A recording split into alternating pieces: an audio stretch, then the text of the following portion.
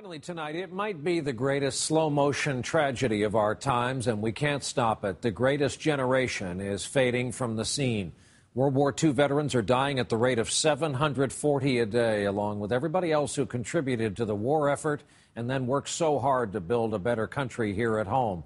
Some members of that generation are getting their memories down on paper, so we'll all have them. An increasing number of retirement communities are doing it in book form, including a place called Kendall at Hanover in Hanover, New Hampshire. 56 residents have put their stories into a book. They tell the story of World War II at home and away, and some of them they shared with us. D-Day, June 6, 1944. Long ago, he was a young man, brave, scared, proud to be a part of a fighting force on a foreign shore trying to save the world. Clint Gardner was an Army first lieutenant on Omaha Beach. He's now 89. Suddenly, I heard a sharp explosion just in front of me. My head snapped back as if hit by a sledgehammer, and a curtain of warm blood poured over my forehead, closing my eyes. His helmet still survives from that day. So did he. Though his skull was nearly split apart, his deepest wounds came later in the war, when he witnessed the liberation of the concentration camp at Buchenwald. We were instantly surrounded by this swarm of skeletons, draped in yellowing flesh. We saw hundreds of bodies piled outside the crematorium. I realized that I had been changed by this experience. Home was changing, too, as a young newlywed Mary Jenkins found herself on an Air Force base in Kansas. It was 1944 when I, as a New Englander and a brand new bride, found myself in the heart of Kansas.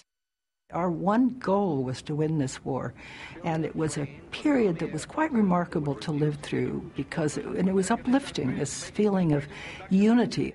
Everyone experienced the war differently, and yet the most unique story in the book may be that of Kessa Noda. As Japanese Americans, her family spent World War II in an internment camp, and she tells her father's story. I went to a bus depot as ordered. Army soldiers who were there herded us into buses. They took us to the Santa Anita racetrack and told us to get off. There were guard towers and barbed wire around the entire site. We were given one horse stall with horse manure on the walls. It smelled. When I heard the story from my father, I said, "Did you ever give up hope?" And he looked at me as if that was the strangest question. "No, we never gave up hope," he said. Never. Robert Christie came home from the war a decorated combat veteran, an experience he translated into powerful verse. I am not a hunter, I am a killer. I hunted people, women, kids, old people, enemy soldiers. Who knows? They never could lay it on me, 2,000 yards away, right? I did it not because I enjoyed doing it, but it was what I did. Christie became a physician when he came home and never fully got over his scars from over there. I'm emotional right now, just talking about it. From one place, 56 stories, 56 different memories of the same war.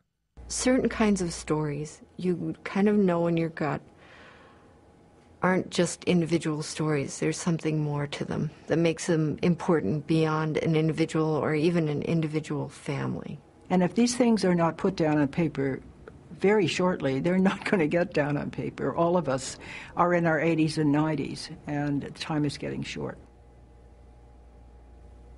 Our thanks to the authors, the 56 seniors in Hanover, New Hampshire, and all the rest who have left their stories of an era that changed the world.